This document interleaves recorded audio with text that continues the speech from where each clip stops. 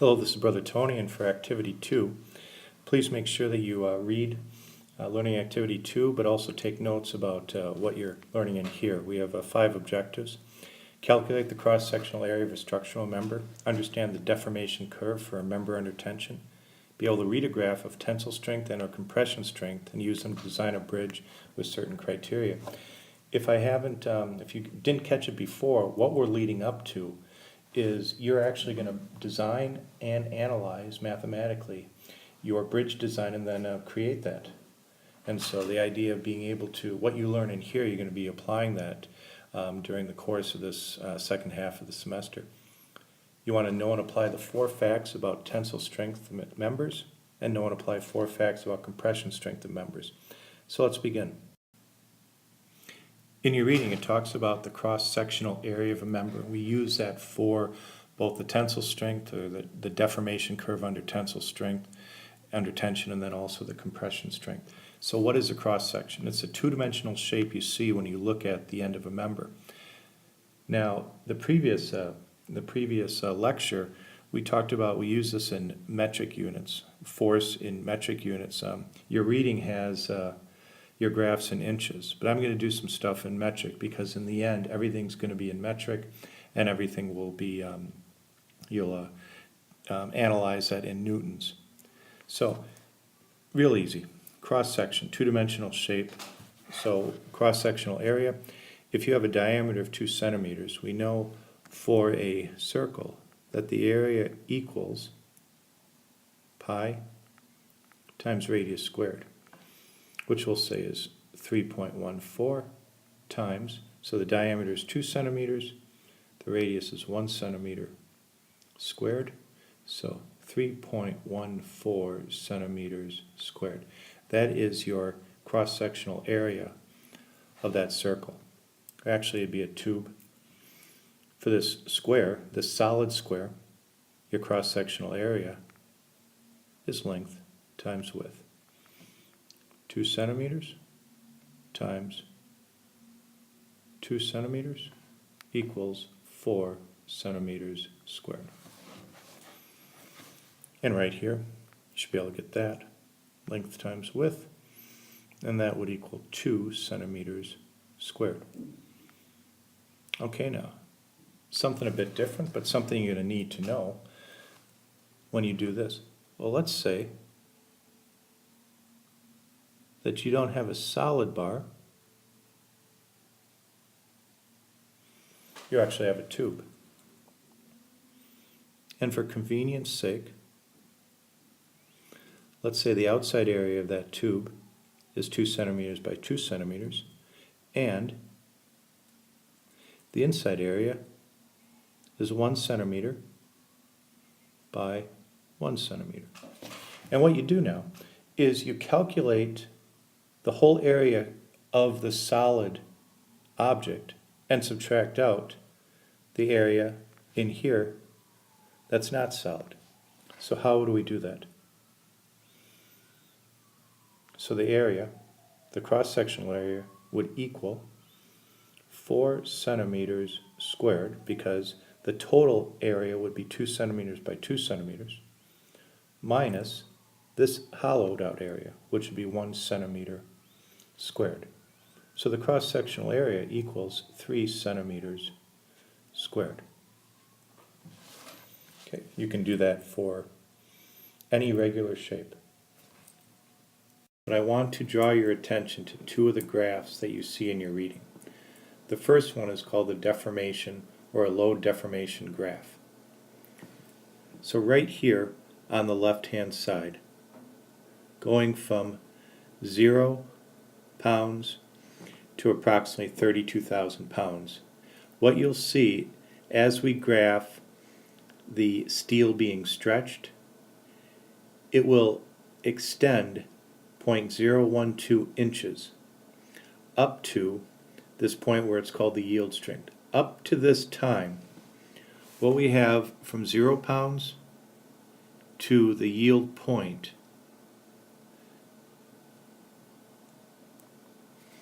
is the steel is elastic, meaning if we release the tension on that, then it will revert back to its normal form.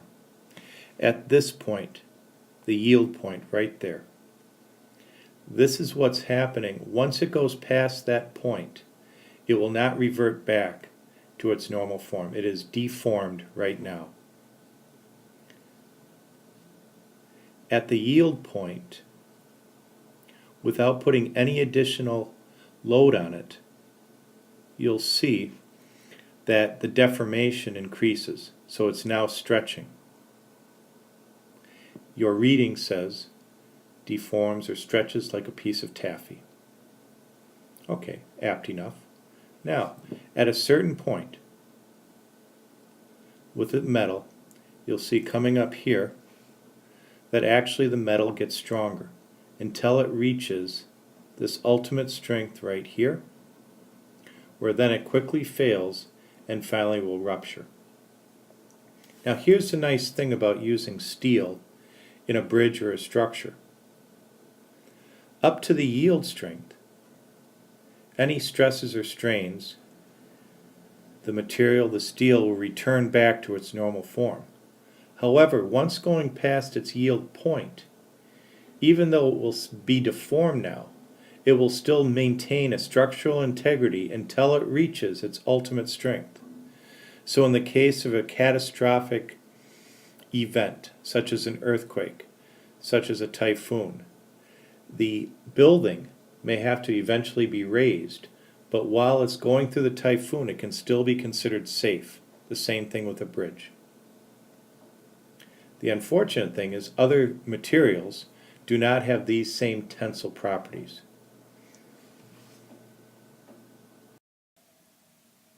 Now all four of these facts about tensile strength are found in your reading on page 2-5, and it gives some more explanation, but they're so important I want to go over them and give you a little bit of insight. So the tensile strength number one depends on the cross-sectional area of a member. And remember that it would be on the, if you have a different cross-section, perhaps you have a cone, or in our case, because aluminum and steel is so strong, we're going to actually weaken it a bit by drilling holes in it. So the cross-sectional, the tensile strength would be defined as of the smallest cross-sectional area. So keep that in mind. Tensile strength depends on the type of material the member is made of. That makes sense. If we used bronze, it would be much less than steel or aluminum. Tensile strength does not depend on the length of the member.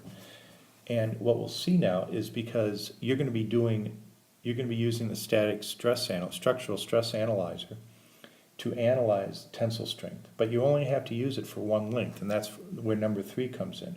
Since tensile strength doesn't depend on the length, we can choose any length and get the same tensile strength for any other length. And number 4, tensile strength does not depend on the shape of the cross-section.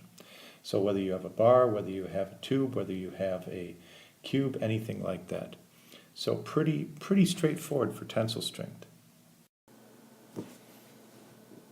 Now I'd like to draw your attention to is this is another load deformation curve, if you'd like to call it this, except this is in the context of human physiology.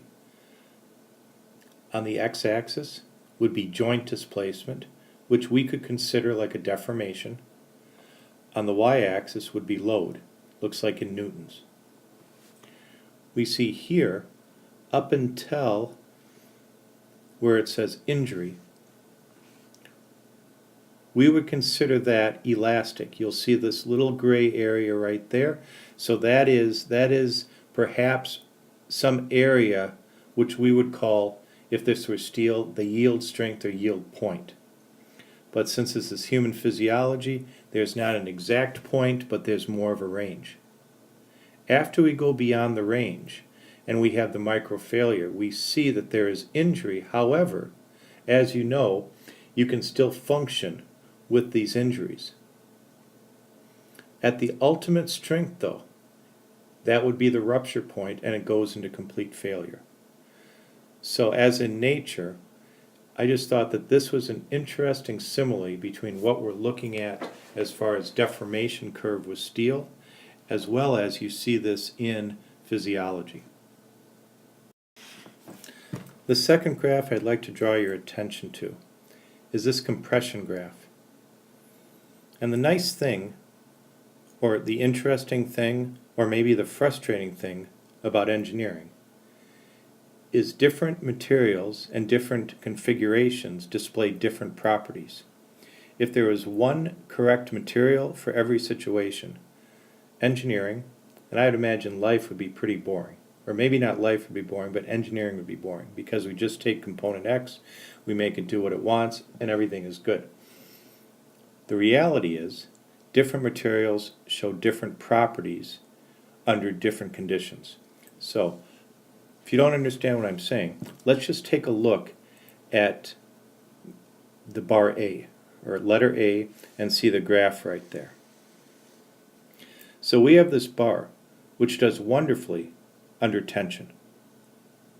But under compression, a solid bar has a very negative slope very quickly.